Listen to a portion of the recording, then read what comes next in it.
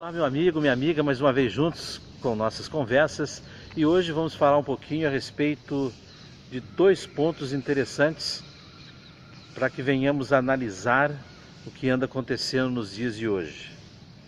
A incredulidade, a falta de fé, a descrença, a declaração de muitos jovens e adultos que não acreditam mais em Deus.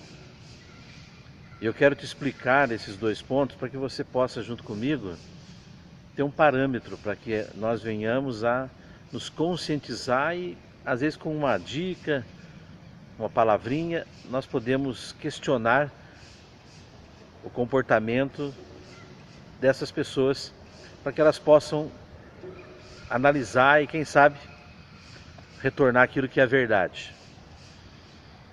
Hoje em dia, devido à tecnologia, à globalização, devido aos meios de comunicação estarem tão avançados, isso abre um leque muito grande para que as pessoas possam analisar as coisas. Antigamente, a pessoa que representava a religiosidade dizia uma palavra, todos acreditavam, todos seguiam aquilo. Hoje em dia, a pessoa fala uma coisa, você corre lá no Google, pesquisa, vê que não é nada daquilo, então perde a credibilidade e tantos outros motivos que levam muitas vezes a pessoa a ter um comportamento diferente.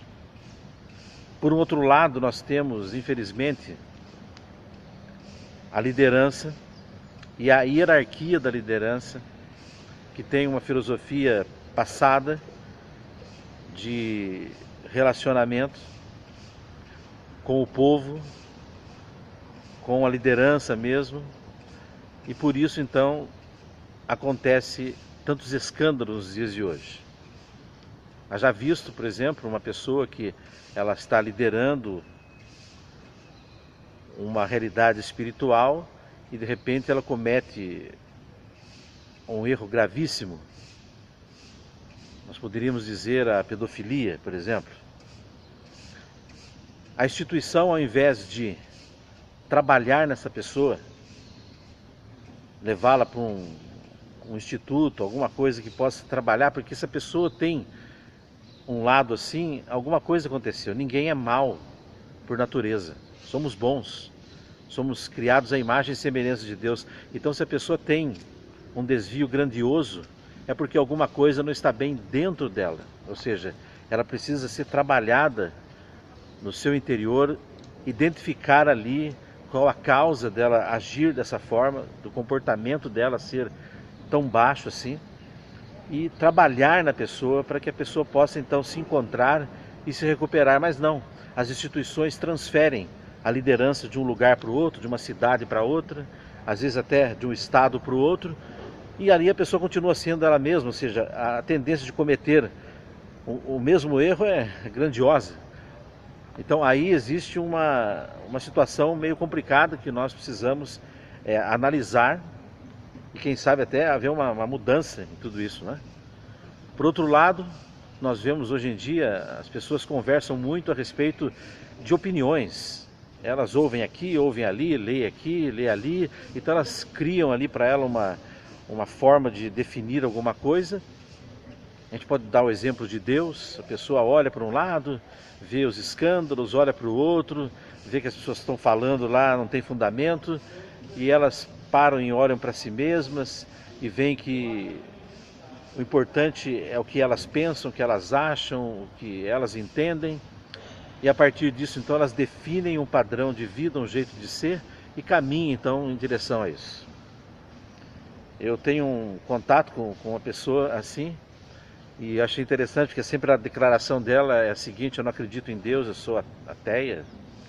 Só que no momento que ela teve uma dificuldade no local que eu estava convivendo com ela, ela virou e falou assim: meu Senhor Jesus. Eu falei: mas meu Deus, se ela declara-se ateia, como que ela define? Ela fala isso aí, meu Senhor Jesus, ou seja, o interior dela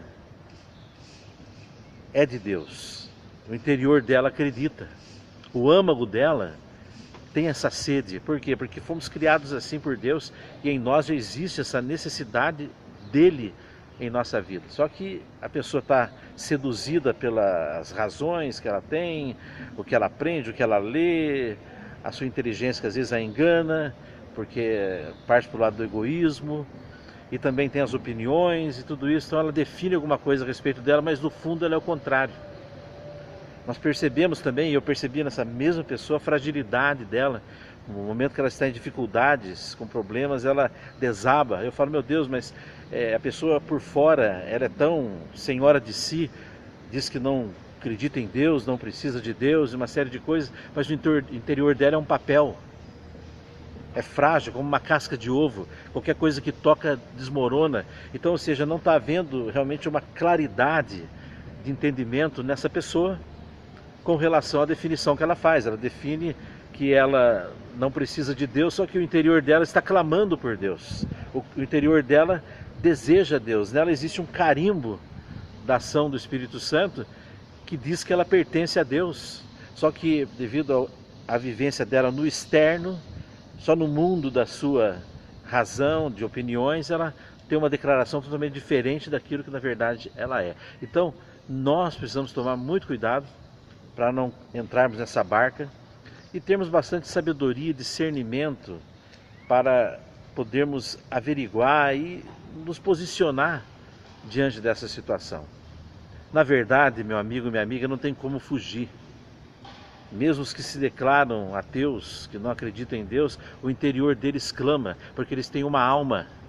A alma está acima da inteligência, da mente, dos pensamentos, essas coisas todas externas que nós vivemos. Então, a alma clama por Deus.